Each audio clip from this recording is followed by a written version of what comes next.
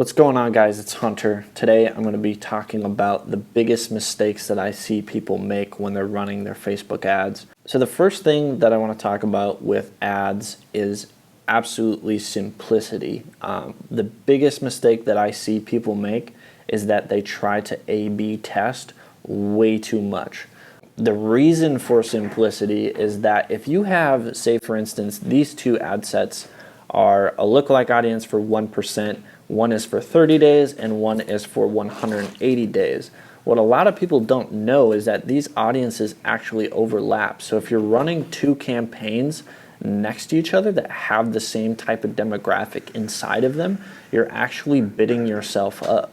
So say for instance, you create a campaign and you want to try to figure out all the different people that could be interested in your ad or your product, service, etc. And you split those all out into 10, 15 different ad sets, and some of them have overlap. All of your audiences are making your traffic more expensive. Now there is a tool inside of Facebook that you can use.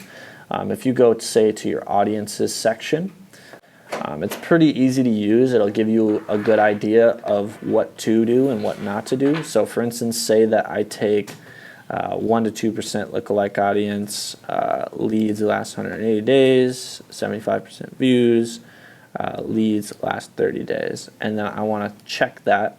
I can go into this little three dots here and go show audience overlap. And some of these aren't going to give it to you just because they have fewer than 1,000 people in the audiences.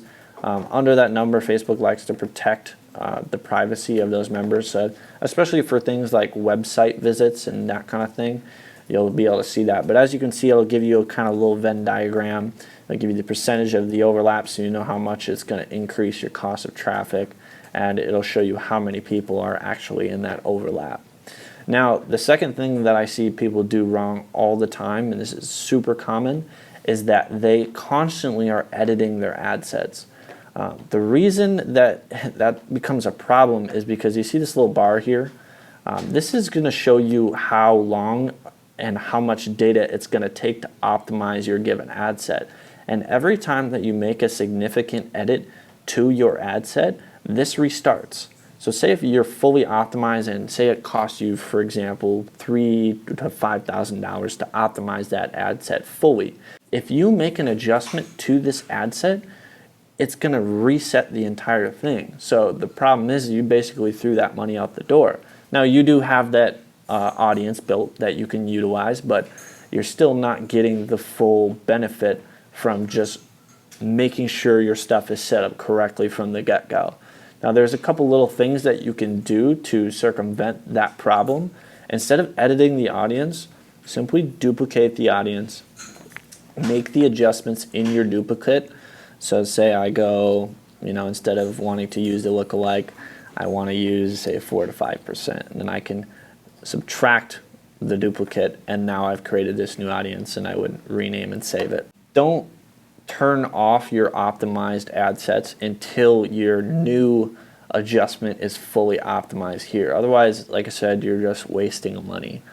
Another thing I want to talk about that I see a lot of people do wrong is, so say you have 5 different ad sets in here, for instance, and each one has the exact same ad. What a lot of people will do is they will leave all their ads separate. Now, if it's the same ad, that basically means that you're spreading your traffic into 5 different places, which doesn't make a whole lot of sense, because the social proof on these ads helps a lot when you're trying to get conversions, you're trying to get people to click on the ad. It just gives you that validation on the platform where people are like, hey, this ad is relevant. I might have to stop and click on it real quick. So the way that you can circumvent that is by using the post ID. So if you go into this ad set, you click on the ad, you go preview, and you click here to add preview. This little option right here that says Facebook post with comments, if you click that, it'll actually open this up in your Facebook page. And you see this little URL code at the end here, this long number. What you want to do is you want to copy that, so Command-C on a Mac, go back to whatever campaign it is you're building.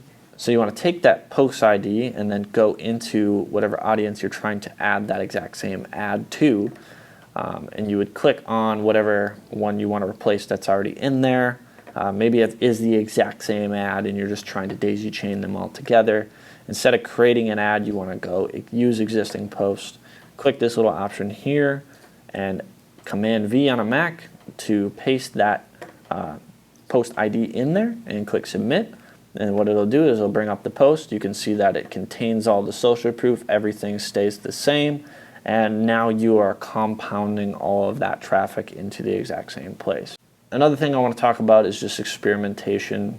Until you have, say, $100 to $1,000 a day in budget. If you're below $100 a day, you do not have the budget to A/B test. Do not do it. What you would do instead is combine all of your information or targeting features into the exact same ad sets. And inside of here, so for instance, we're selling yachts on here. So I would go yacht, and most people would be like, all right, I'm going to keep this keyword, and that's going to be an ad set, and I'll make another ad set, and that's going to be boating, and then another ad set, that's going to be houseboats, etc. So instead of doing that, what you want to go in is to go into the suggestions tab or whatever other targeting functionalities you want to add in here and just continue to stack this data. So another thing that I want to talk about that a lot of people miss is retargeting.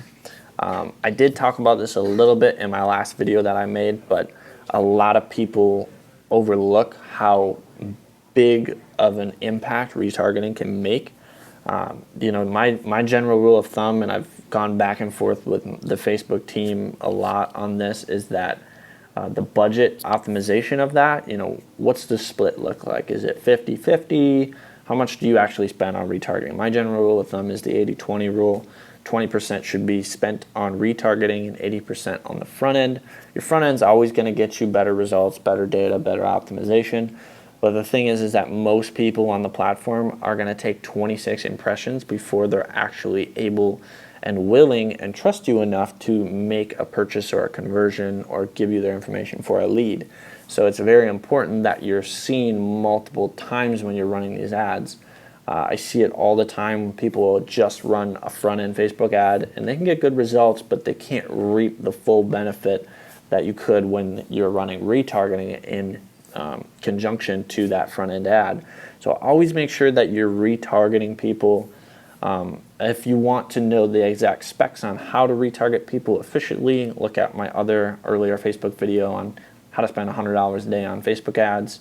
It'll give you better insight on that topic.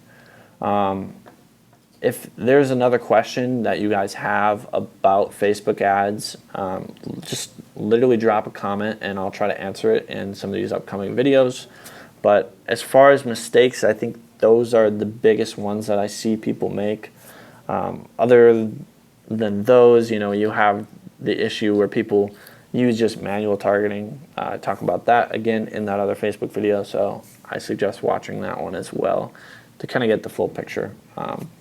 So that's it, guys. I hope you guys are doing well with your campaigns. You guys are getting lots of leads and converting, and I wish you all the best.